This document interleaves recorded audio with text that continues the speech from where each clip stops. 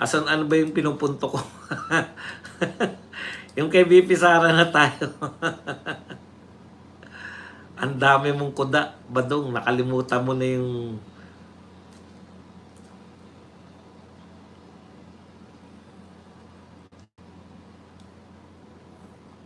Gusto ko pong iparinig sa inyo.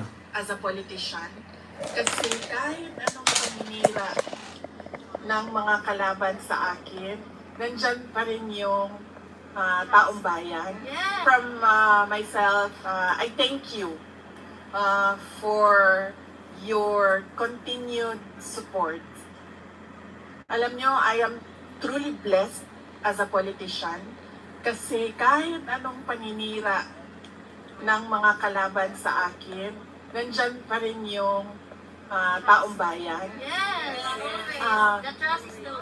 The supporters from 2015, from 2016, from 2019, from 2022, nandyan pa rin kayo. At hindi kayo, and then you know how to discern ano yung paninira at ano yung katotohanan. And for that, I am truly blessed. And as I said, I thank you on behalf as well of all my colleagues in the Office of the Vice President. Dahil isa lang naman ako ako lang yung mukha ng Office of the Vice President. Pero yung trabaho sa opisina ay ginagawa ng maraming tao. Galing, no? Alam niyo po, Miss Vice President, hindi lang po kayong ang paliwanag po natin matapos ko maitayo ulit.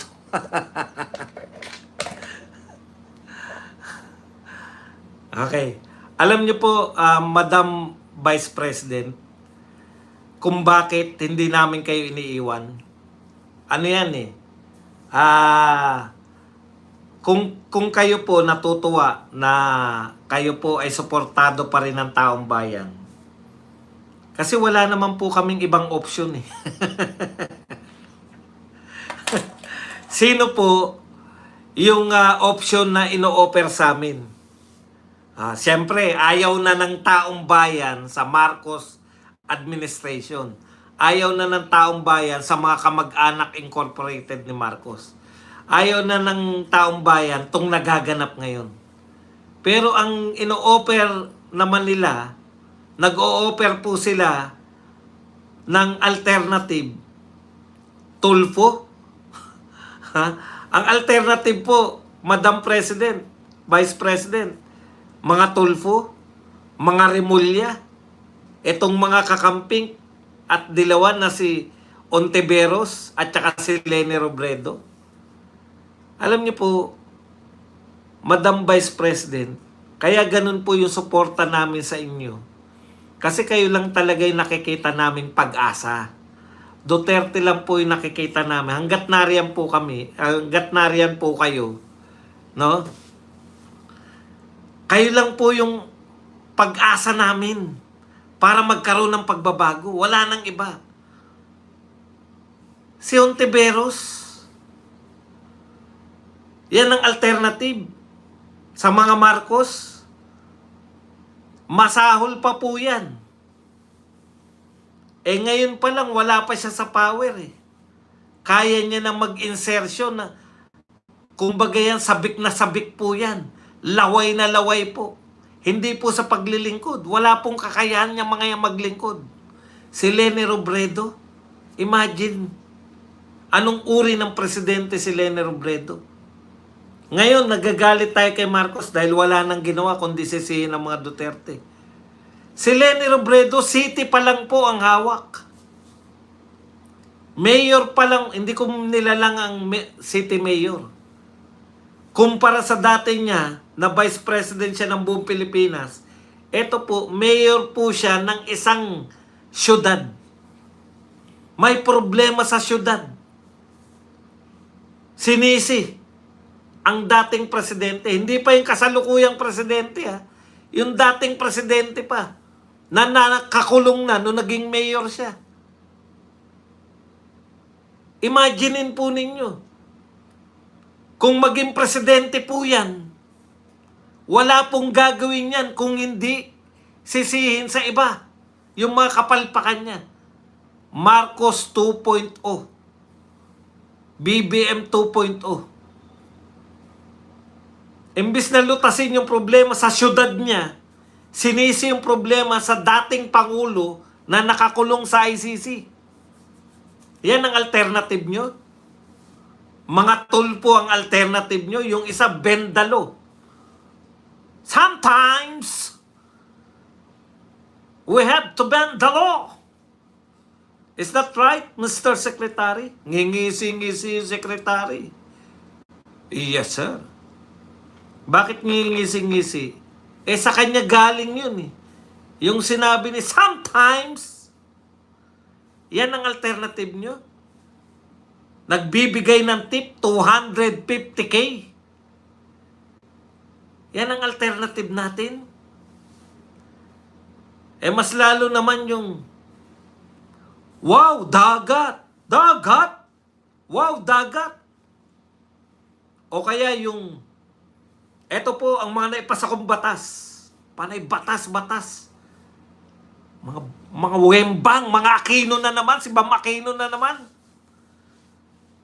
Alam mo, pag nagsalita sila, kala mo nalutas na nila yung problema ng Pilipinas eh. Eto po ang mga batas na pinasa ko. Wala po tayong kakulangan sa batas. Hindi po kayang lutasin ng batas ang problema ng Pilipinas. Ang kinakailangan po natin, katulad mo, Madam Vice President, yung alam ang problema, yung alam kung paanong lutasin ang problema. Madam President, hindi po namin kayo sinusuportahan lamang. Kami po, totoong pagsuporta namin sa inyo. Kasi nakita namin kung paano magtrabaho yung tatay mo. At sa naranasan natin ngayon, kung idolo ang tatay, yun ang mangyayari sa anak. Idolo ni BBM ang tatay niya. Kaya tayo ngayon, semplang, katulad ng pinasemplang ng tatay niya yung Pilipinas, dahil Q, rakot.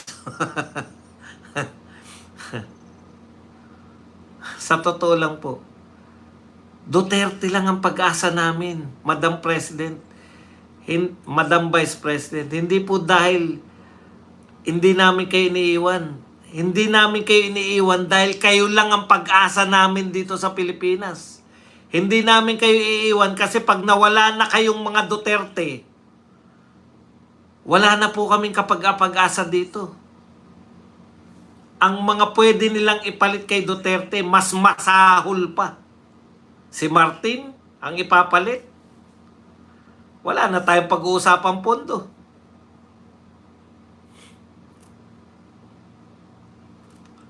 Wala po yung batas-batas na yan eh. Wala po ba tayong batas sa pagnanakaw? Marami na. May batas pa nga tayo na anti-pork barrel eh. Pero may pork barrel pa rin ngayon. Hindi na lang pork barrel ang tawag. Allocables. May allocables ba nung panahon ni Duterte? Wala. Kailan pinauso? Ngayon. Magna kasi ngayon, mga tao. Sino ang pork barrel kings? Si Sandro Marcos at saka si Martin Romualdez. Si Sandro Marcos, namana niya yung double talk ng tatay niya. Magaling magsalita. Wala akong tinatago. Open ako. Willing akong pumunta sa ICI. Pumunta sa ICI. Executive session po tayo ha. Wala kasi akong tinatago eh. Pero wala rin matutuklasan mula sa akin.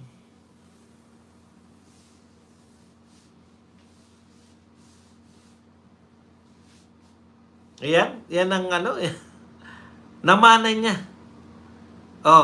Nung binanatan siya dahil nag-executive session, ano sinabi ni Sandro? Open naman po. Yung tape, naka-tape naman. Naka-video po yung, binidyo po nila yung aming, yung investigasyon ng ICI sa akin. Okay naman ako na ilabas yan. Kung wala pong magiging problema sa ICI, meron palang kondisyon. Kung wala pong magiging problema sa investigasyon nila, okay po sa akin na ilabas nila yan. O nung tinanong, nanghingi na ng kopya yung mga PG, yung mga patay gutom na bayarang media. Pengi po ng kopya nung tape ni, yung video ni Sandro Marcos. Ay, hindi po namin maibibigay yan hanggat walang written. Wala na nagtanong kay Sandro Marcos. Bakit po wala kayong written na sulat na inaalaw ninyo? Wala na. Kasi mapapahiya si Sandro Marcos. Bayarang media sila eh. Bakit naman nila ipapahiya kung bayarang media sila? Bakit nila ipapahiya?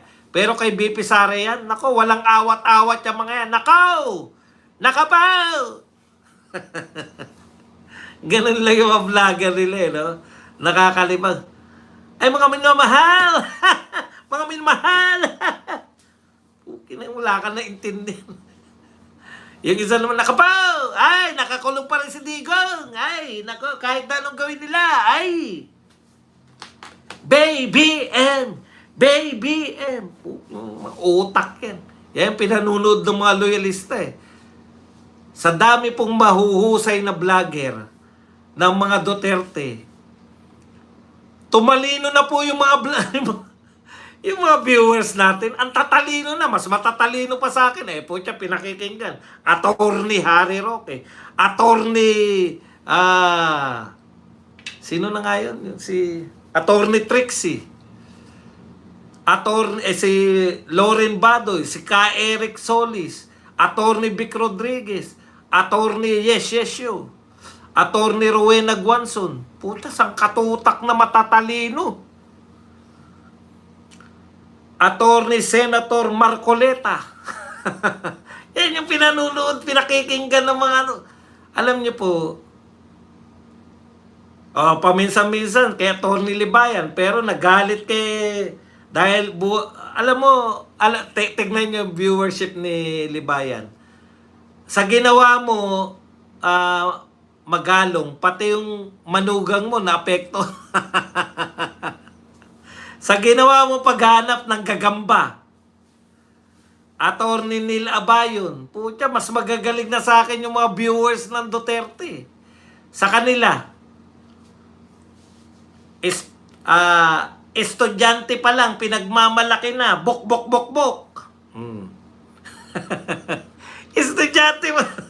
Estudyante pa lang ng law, pinagmamalaki na.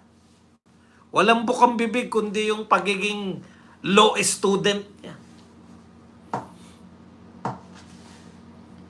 Sangkatutak na kaalaman. Alam niyo po, sa totoo lang, daig pa ninyo, kayong mga viewers ng Duterte, daig pa ninyo yung nag-aaral ng koleyo. Kasi, ang titindi ng mga pinanunood nyo. Alam niyo ba sa koleyo, makikinig ka lang ng lecture eh. Bibihira naman, siguro sa 10 sa pitong professor nyo, mga 3 lang dyan ang mahusay. Yung iba, pa-report lang ng pa-report.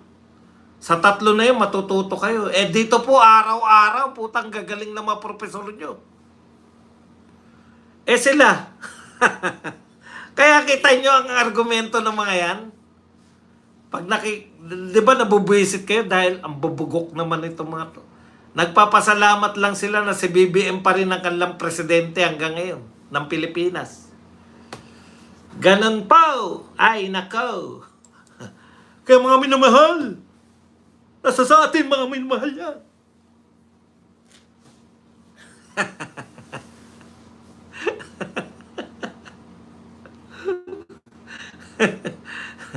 Yung nagkukunuan magaling, ewan ko ba, puta, hindi kayo naiinip doon. Maglalagay lang ng mga